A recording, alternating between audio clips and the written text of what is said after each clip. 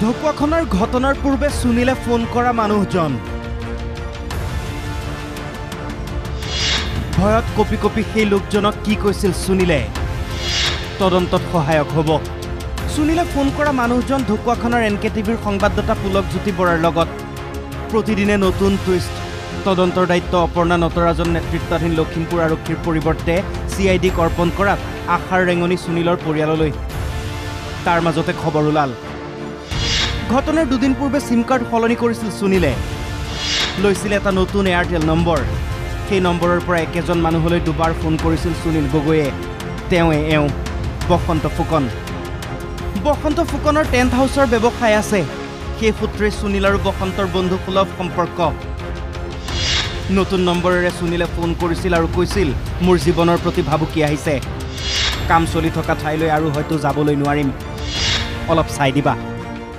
মোক ফোন কৰিছিলে 30 মে 5:34 তেওঁ ফোন কৰিছিল। ফোনযোগে জনাইছিল যে তেওঁ জীৱনৰ প্ৰতি যি ভাবুকি আহিছিল সেই ভাবুকিৰ বিষয়ে জনাইছিল।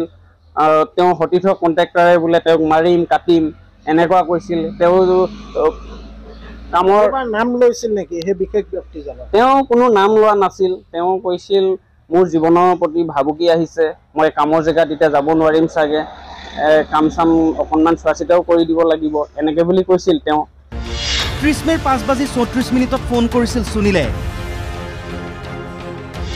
পুনৰ 31 মেৰ নিশা 10:35 ফোন কৰিছিল বসন্তলৈ। দুয়োবাৰে একেটাই কথা, ভয়, সতীৰ্থ ঠিকাদাৰলৈ ভয়। আৰু এটা ফোন তেওঁ কৰিছিল 31 তাৰিখত 10:35 তেওঁ কল কৰিছিল। মই ৰিচিভ কৰিব নাপালোঁ। তাৰ পৰা মই কৰিলোঁ। মই কৰাত তেওঁ তেতিয়া কৈছিল তোমাক মই 1 তাৰিখে লগ কৰিম। 1 তাৰিখে কিবা অলপ আমাৰ ভিতৰুৱা কথা আছিল। তেওঁ লগ কৰিম বুলি কৈছিল। লগ কৰিম বুলি কওঁতে তেতিয়াও সেই একেখিনি কথাই কৈছিল। এনেকুৱা মোৰ একদম বহুত ভয়ে হৈ গৈছে, এতিয়া মই কি কৰিম, কিহত কিখন কৰিলোঁ, ভালেই কৰিলোঁ নে বেয়াই কৰিলোঁ, এনেকুৱাখিনি কৈ তেওঁ যথেষ্ট মানে ডিপ্ৰেশ্যনত থকা নিচিনা লাগিছিল। ঘৰৰ পৰা ওলাব নোৱাৰা পৰিৱেশৰ সৃষ্টি হৈছিল সুনীল গগৈৰ। ব্যৱসায় আৰু কৰ্মসূত্ৰে প্ৰায় সুনীলে লেনদেন কৰিছিল বসন্তৰ লগত।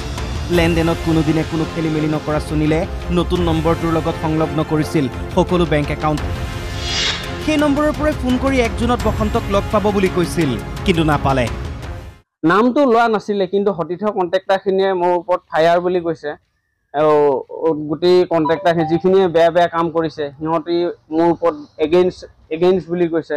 আৰু মোৰ অলপ মানে ভয়েই হৈ গৈছে ওলাবলৈ ঘৰৰ পৰা। মই তেতিয়া কৈছিলোঁ তেওঁক আপুনি ঘৰৰ পৰা ওলাব নালাগে, ৰৈ দিয়ক অলপ দিন, এইবোৰ অলপ ঠাণ্ডা হ'বলৈ দিয়ক।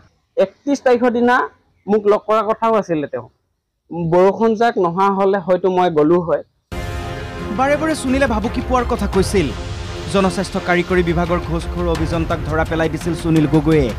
যিজন অভিযন্তা জয়ন্ত গোস্বামীৰ ঘৰৰ পৰা নগদ প্ৰায় 80 লাখ টকা উদ্ধাৰ কৰিছিল আৰক্ষীয়ে।